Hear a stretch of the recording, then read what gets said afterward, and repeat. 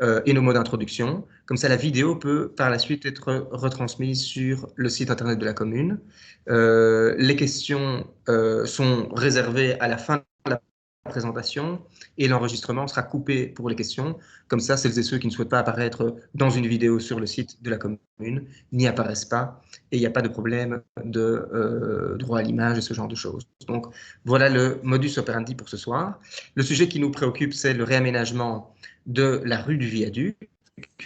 Je ne suis pas tout seul, je suis en présence de Audrey L'Ouest, qui est échevine en charge des espaces verts et des plantations, notamment, de Yves Rouillet, qui est en charge de la mobilité et de l'urbanisme, notamment. Ce sont les compétences qu'ils détiennent respectivement et qui sont les plus proches du projet d'aménagement.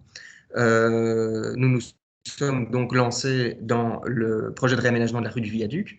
Les projets de réaménagement sont gouvernés par différents indicateurs de priorité, notamment, je vois que mon réseau est mauvais, et donc peut-être qu'on m'entend mal. Je vais couper la caméra pour m'assurer qu'on m'entende bien. Voilà, pardon. Je disais donc que les projets de réaménagement sont gouvernés par différents indicateurs de priorité. Et en ce qui concerne celui de la rue du Viaduc, c'était notamment les interventions nécessaires pour le renouvellement des réseaux souterrains, les égouts. Vous le savez, il y a des travaux qui sont en cours depuis quelque temps.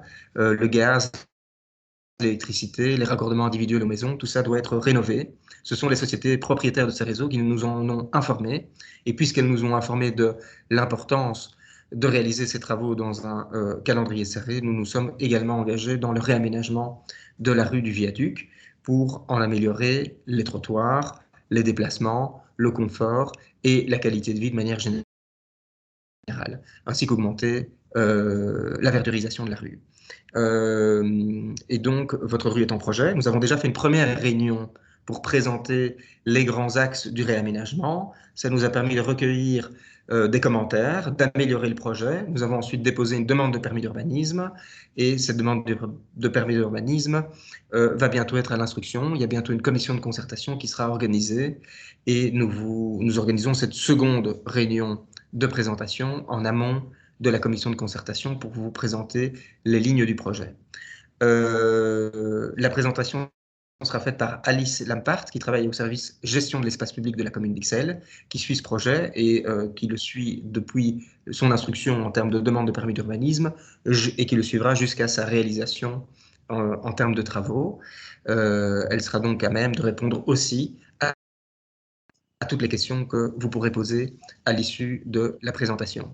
Je salue d'ores et déjà le travail qu'elle a réalisé parce que vous le verrez, plutôt que de vous présenter des plans qui parfois sont difficilement lisibles pour les personnes qui ne sont pas aguerries, qui ne connaissent pas les plans, pour les profanes de l'aménagement du territoire, eh bien, Alice a réalisé des visuels qui traduisent les plans en images et qui permettent de comprendre quel sera le rendu de la rue du Viaduc, puisque quand on dessine un plan, c'est bien pour dessiner une nouvelle voirie, et donc vous allez pouvoir voir votre nouvelle voirie.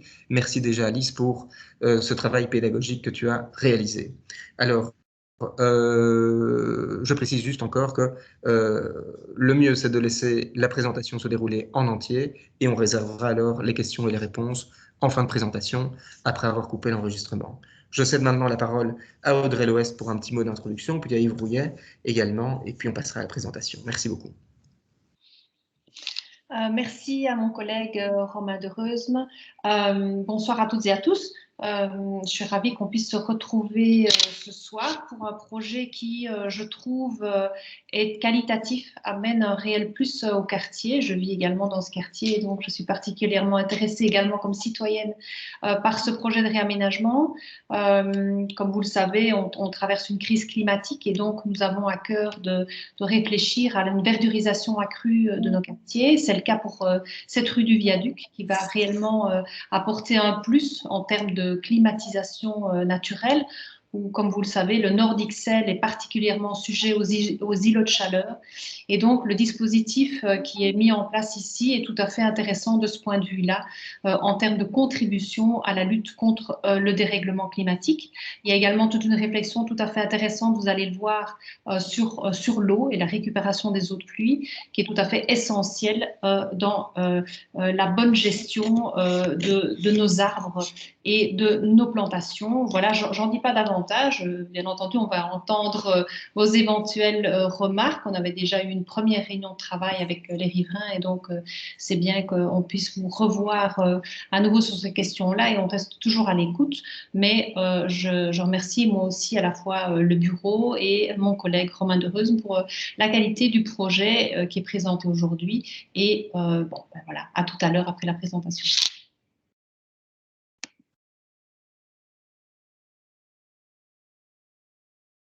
Alors Yves? Oui, bonsoir à toutes et à tous. Donc moi, je suis l'échevin de l'urbanisme et de la mobilité, aussi du patrimoine. Je dis aussi du patrimoine parce que la rue du Viaduc est une rue très ancienne. Donc il y a aussi un enjeu patrimonial. Le bâti le long de cette rue, qui est un bâti néoclassique, est vraiment intéressant. Donc on en a tenu compte dans le projet. En ce qui concerne la mobilité, c'est une rue aussi qui est assez particulière parce qu'elle suit une ligne de partage des eaux. Donc elle est relativement plate, sauf quand on approche de la rue du Trône, où là, il y a un petit raidillon. Mais donc, elle est empruntée par beaucoup de cyclistes et piétons. Pas beaucoup de voitures. Depuis le nouveau plan de circulation du Nord d'Ixelles, il y a très, très peu de véhicules dans cette rue-là. Avant, c'était une rue importante de transit, mais ce n'est plus le cas maintenant. Donc, l'enjeu est essentiellement cyclistes et piétons et riverains pour accéder à leur quartier ou l'école Saint-Boniface. Donc, je voudrais insister en tant qu'échevin de l'urbanisme sur quelques éléments. Donc, le projet tel qu'il est présenté étant d'envergure, il fait l'objet d'une demande de permis d'urbanisme. Ce permis est soumis à une publicité, comme on dit, c'est-à-dire une enquête publique, qui se déroulera à partir de lundi, pendant un mois, donc 22 novembre, 22 décembre. Vous pourrez consulter les plans en ligne. Il y a un site, on vous en parlera tout à l'heure, un site qui permet de lire les plans. Et puis, vous pouvez surtout vous exprimer lors de la commission de concertation qui aura lieu en début janvier, le 12 janvier de mémoire. Ce sera sans doute en fin de journée, ça permet aux gens de venir après le travail. Et si ça s'éternise parce qu'il y a des débats importants, ça permet de prendre son temps.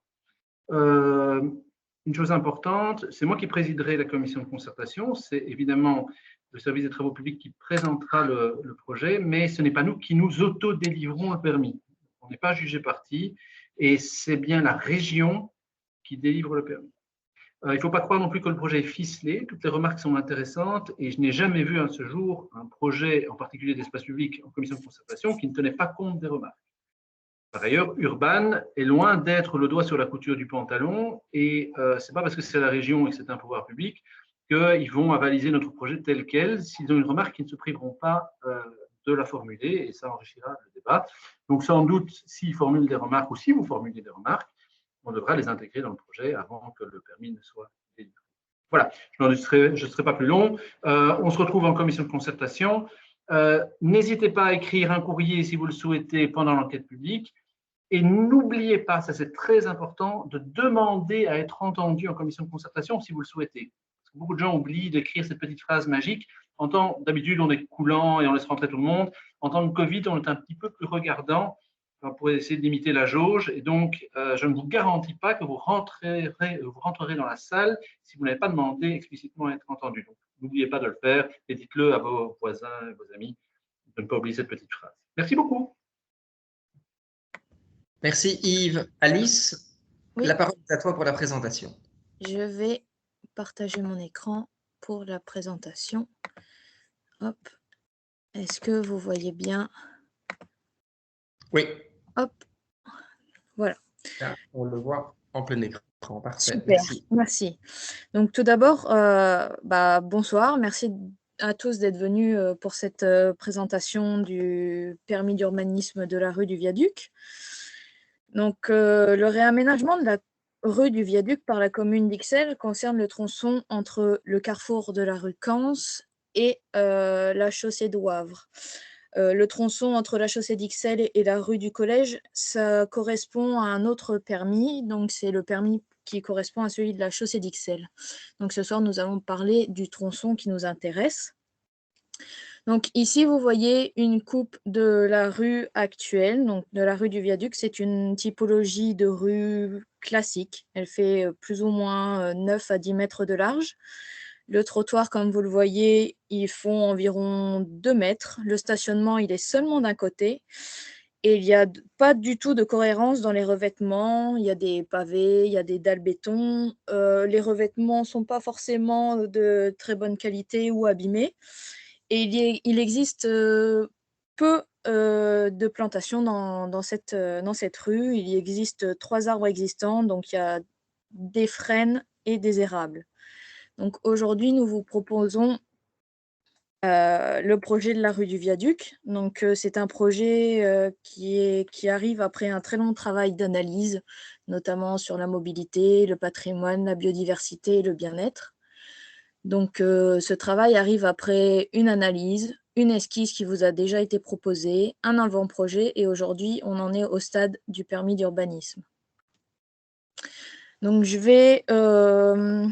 aujourd'hui je vais vous parler du projet. Donc il y a 3 profils types dans la voirie au niveau de la rue du Viaduc. Donc il y a un profil de typologie plutôt classique, un profil de typologie plutôt partagé et un profil typologie éponge, comme on verra plus tard. Donc on va commencer par le profil de type classique. Donc comme vous pouvez le voir sur cette coupe, nous avons toujours des trottoirs de 2 mètres, un stationnement qu'on élargit sur 2 mètres, il faisait 1,80 m. On vient installer des fosses de plantation en zone de stationnement. On réduit du coup, on vient pincer un tout petit peu la voirie et on élargit du côté impair le trottoir pour arriver à 2,20 m. Donc ici, comme vous pouvez le voir, voici un petit photomontage de la rue pour vous permettre d'appréhender le futur aménagement que nous vous proposons.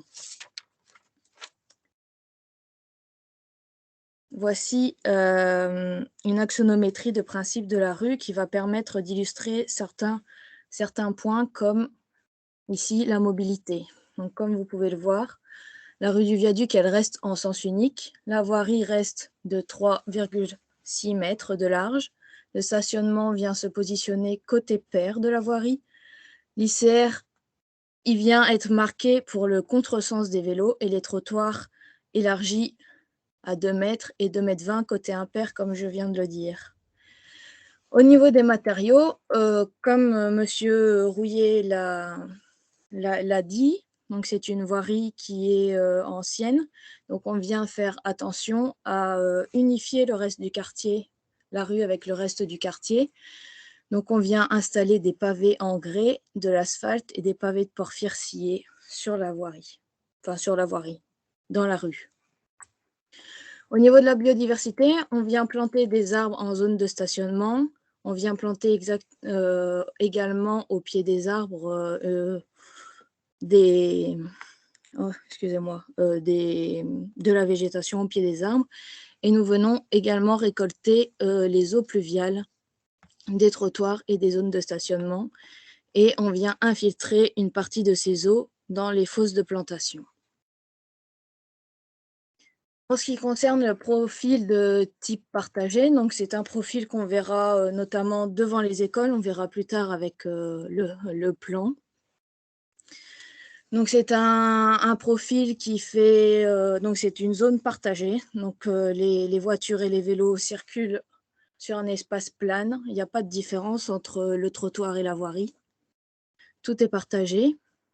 On vient implanter des arbres importants devant l'école.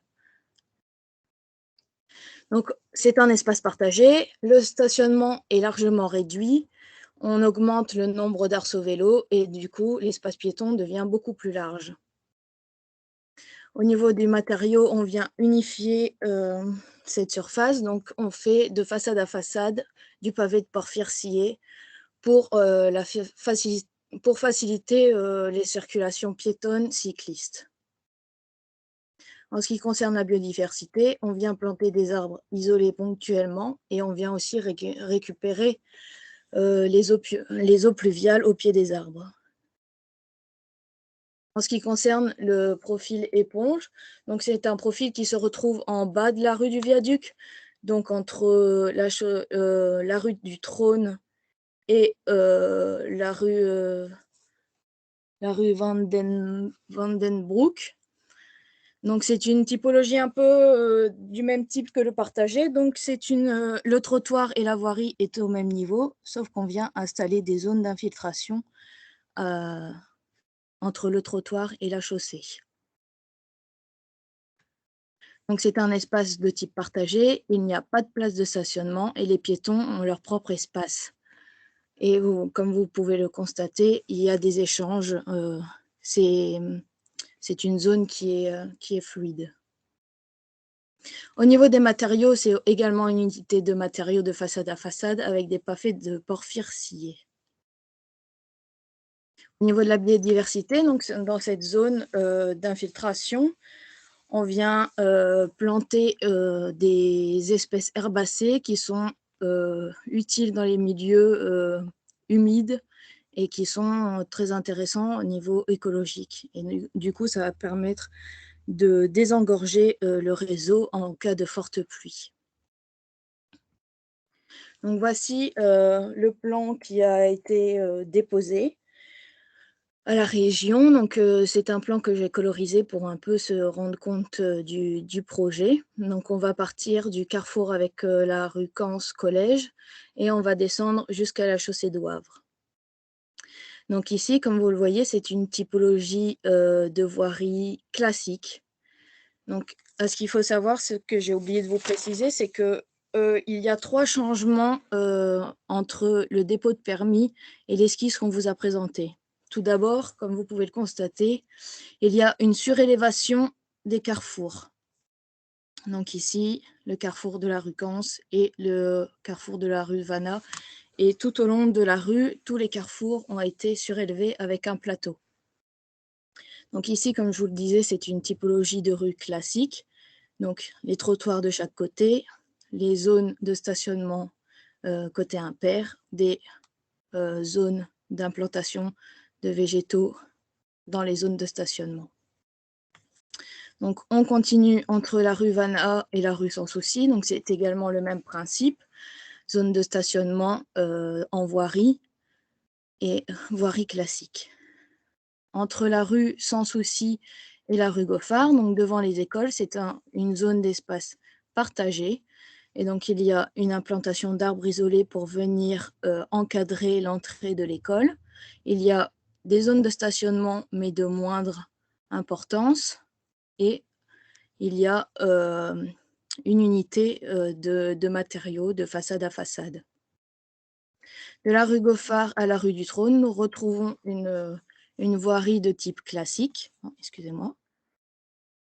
De la rue du Trône jusqu'à, on verra la rue Vandenbroek, c'est cette zone-là qui devient intéressante. Excusez-moi. Donc c'est une voirie avec les zones d'infiltration. Donc on remonte ici avec un plateau.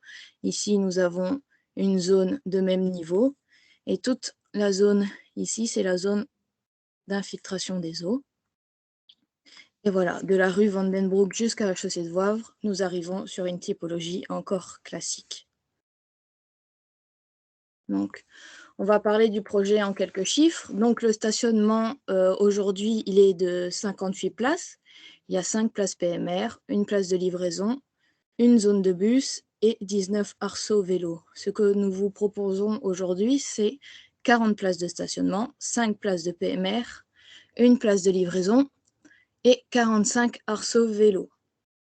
En ce qui concerne la biodiversité, comme je le précisais tout à l'heure, il y a 3 arbres existants, et donc 3 fosses d'arbres et un total de pleine terre de 2,46 mètres carrés. Ce qui est proposé dans le projet, c'est que les 3 arbres existants sont conservés. Nous venons installer 5 arbres isolés, donc devant l'école, devant la sortie du parc du viaduc. Nous avons 17 fosses d'arbres et donc un total de pleine terre de 62 mètres carrés. Et pour ce qui concerne les zones d'infiltration que j'ai appelées ici, c'est 60 mètres carrés. Donc il faut savoir que dans les fosses d'arbres, nous avons des arbres de moins grande envergure, pardon. Donc c'est des arbres qui vont être installés avec des multitroncs. C'est ce qu'on appelle des CP. Donc ça va être plus bas et plus dense qu'un arbre isolé. Donc, le projet en quelques dates. Donc, l'étude, elle a commencé en février 2019, le dépôt de permis en 2020. Donc, vous aviez eu une réunion publique pour présenter l'esquisse en février.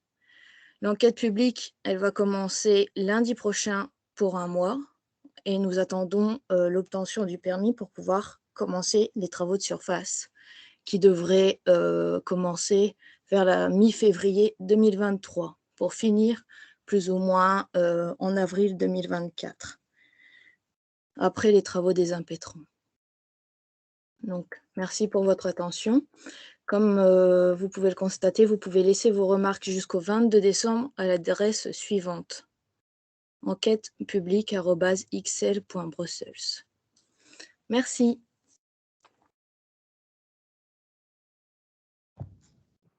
Oui, bonsoir tout le monde. Je me présente, je m'appelle Baptiste Dardenne. Je représenterai l'Échevin, Monsieur de Reusme, pour la suite de la réunion. Il a malheureusement dû s'absenter. Est-ce que vous pouvez me confirmer juste que vous m'entendez bien? Oui, On t'entend bien. Maxime. Parfait, donc bonsoir tout le monde. Pour la suite de la réunion, je propose qu'on donne la parole aux citoyens qui sont présents à la réunion ce soir pour poser leurs éventuelles questions. Pour distribuer la parole, vous avez ou la possibilité d'indiquer votre souhait de prendre la parole en levant la main,